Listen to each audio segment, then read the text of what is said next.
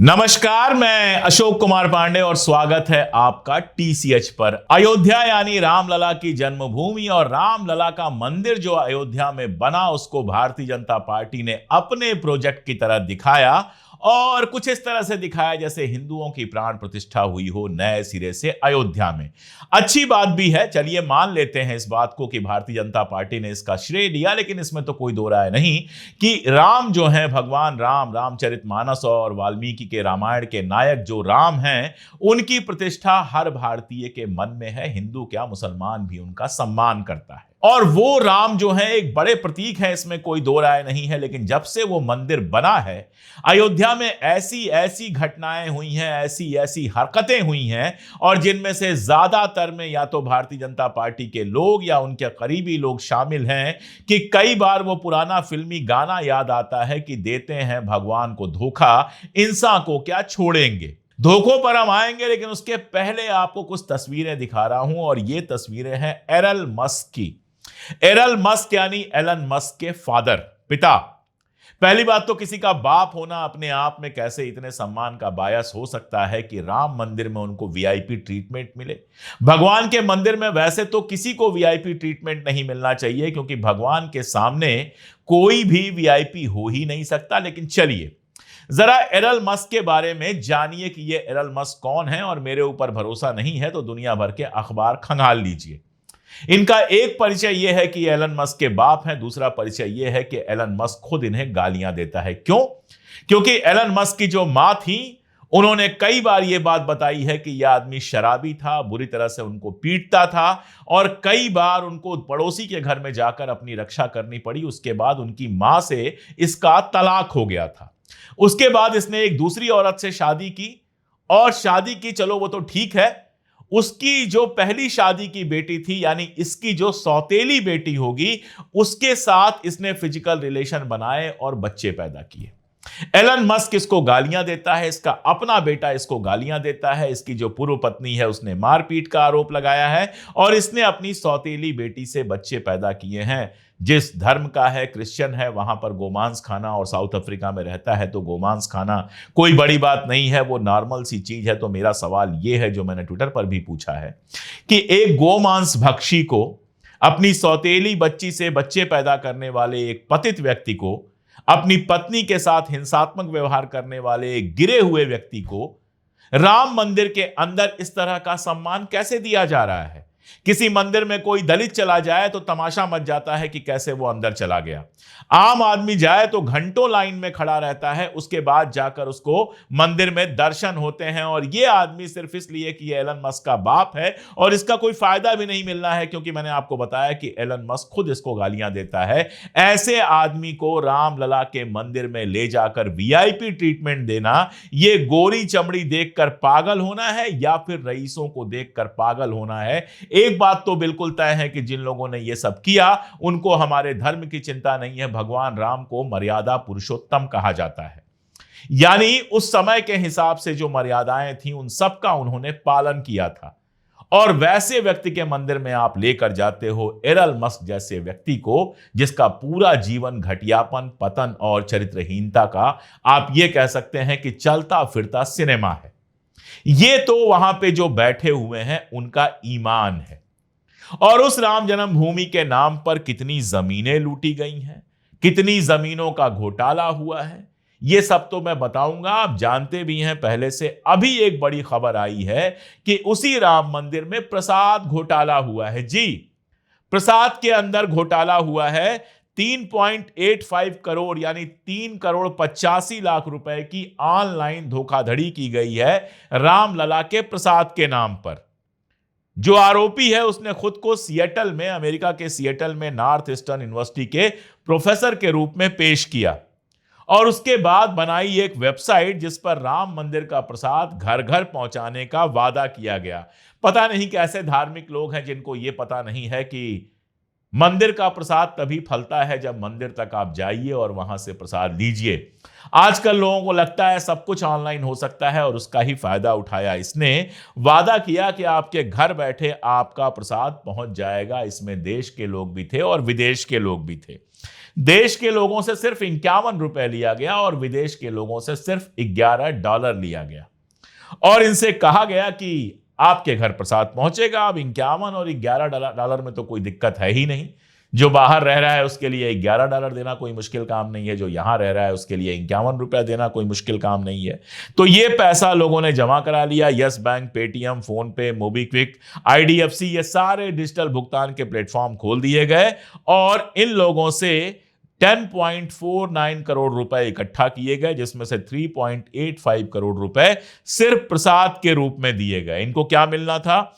इनको प्रसाद मिलना था, राम मंदिर के जो मॉडल्स होते हैं, प्रतिकृतियां होती हैं, वो मिलना था और स्मारक, मेमोरियल सिक्के इनको मिलने थे, जिसकी मुफ्त डिलीवरी इनके घर पे होनी थी। अब आप सोचिए 51 रुपया मात्र आप दें, जिससे ज्यादा डिलीवरी का खर्च लग जाता है और आपके घर बैठे प्रसाद पहुंच जाए या इनमें से कोई चीज पहुंच जाए तो क्या बुराई है।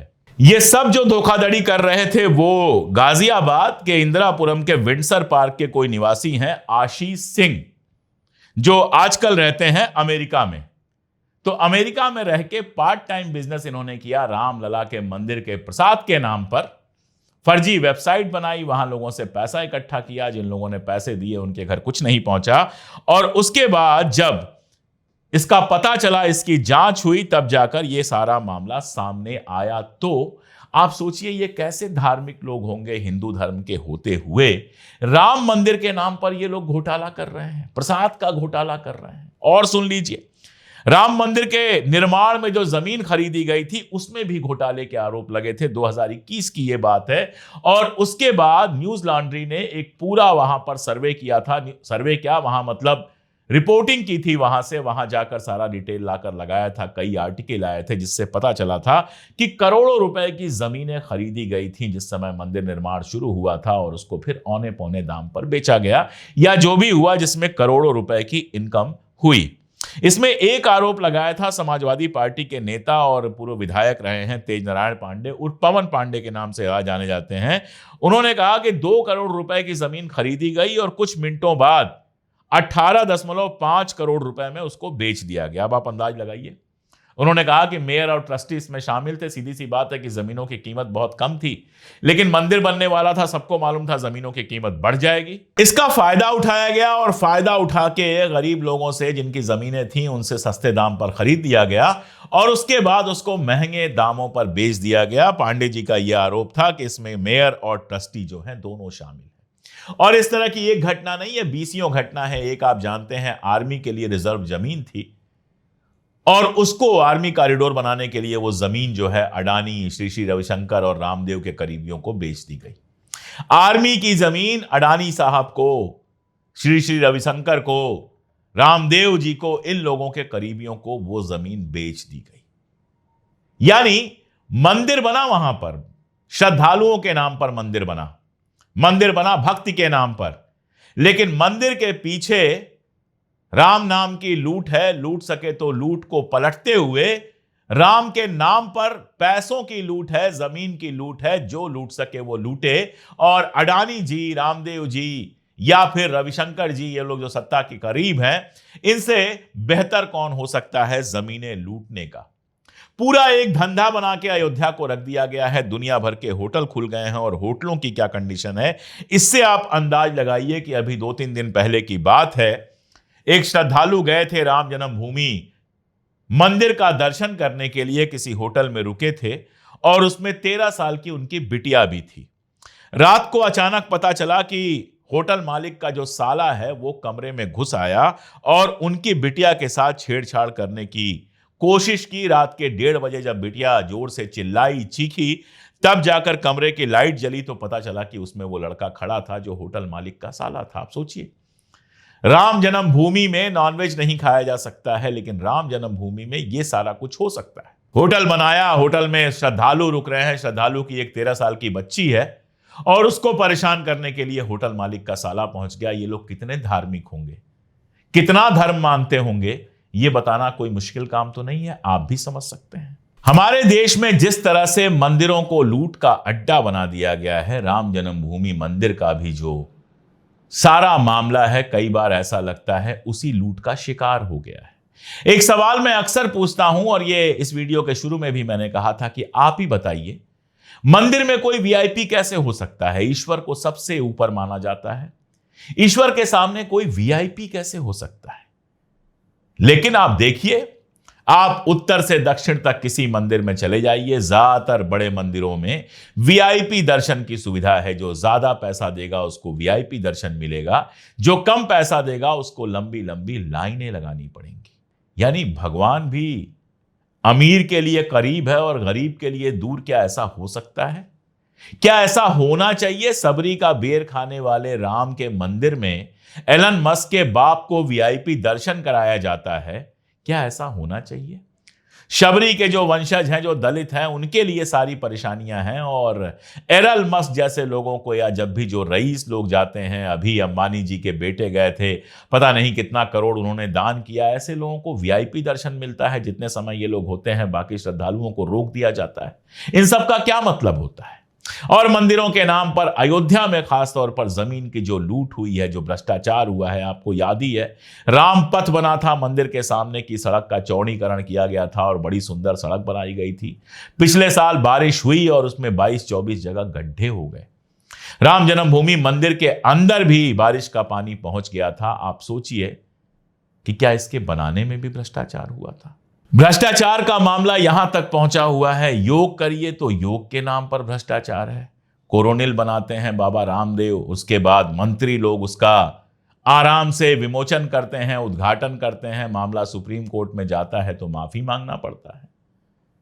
अभी नेपाल से एक खबर आई है कि नेपाल के जो एक्स प्राइम मिनिस्टर हैं माधव कुमार, वो एक भ्रष्टाचार के मामले में फंसे हुए हैं और वो मामला जुड़ा हुआ है बाबा रामदेव की कंपनी पतंजलि योग पीठ के लैंड डील के मामले से। यानी पतंजलि योग पीठ ने जो जमीनें खरीदी, वहां से उसमें घोटाला था। हालांकि पतंजलि का हमेशा की तरह कहना है कि बिल्कुल उचित और कानूनी प्रक्रिया के तहत खरीदी गई है जमीन, ये निजी जमीन है, सरकारी जमीन नहीं है। लेकिन नेपाल की जो भ्रष्टाचार विरोधी संस्था है, commission for the investigation of abuse of authority, CIAA, उसने आरोप लगाया है कि कावरे जिले की जो जमीन है उसको दूसरी जमीन के साथ अदला बदली की गई, ज्यादा कीमत पर बेचने की अनुमति दी गई, जिससे नेपाल स्टेट को नुकसान हुआ। और ये जो आरोप हैं, ये गुरुवार को यानी पिछले 5 जून को काठमांडू की एक विशेष अदालत में बाकायदा केस के रूप में दर्ज हुए हैं। और आयोग ने अदालत से कहा है कि नेपाल को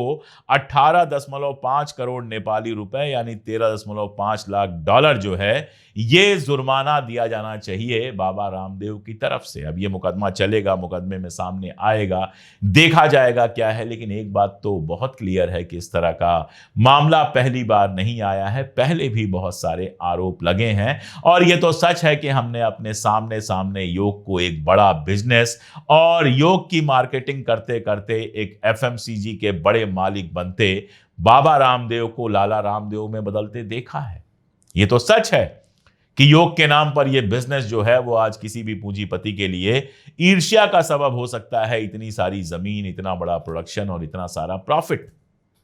सवाल मेरा सिर्फ इतना है, सवाल आप लोगों से है जिनके पैसों पर ये सब पलते हैं।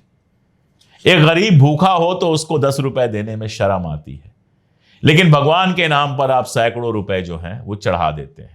कभी ये सोचा है कि आपका चढ़ावा कहां जाता है? मुझे कोविड का पीरियड याद आता है और हाँ, कोविड के केसेस फिर से आ रहे हैं, इसलिए सावधान भी रहिए। कभी ये सोचा है आपने ये पैसा कहां जाता है?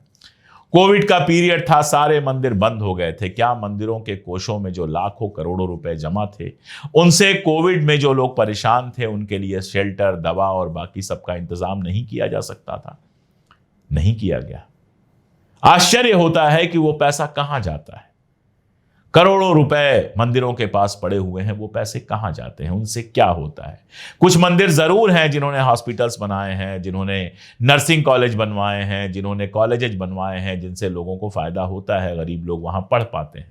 लेकिन ज्यादातर में तो ये सारा कुछ नहीं है। एक ट्रस्ट बैठा है, पुजारी बैठा है, पैसे का फैसला वही लेता है। पैसा कहां जाता है कोई नहीं जानता है। इसीलिए आशीष सिंह जैसे कुछ लोग बैठ के आराम से सोच लेते हैं कि सारा पैसा पुजारियों के पास कुछ क्यों जाए, और कुछ पैसा आपका अपने पॉकेट में डाल लेते हैं। लेकिन पैसा आपका ही है। भगवान कभी किसी प्रसाद की मांग नहीं करते, भगवान किसी VIP की बात नहीं करते।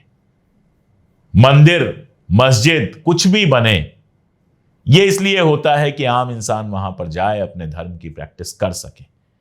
लेकिन इसको अगर बिजनेस में तब्दील किया जा रहा है, अगर आपके दिए पैसे को इस तरह से उपयोग किया जा रहा है, तो सोचना आपको भी होगा कि ये सारी चीजें सही हैं या गलत।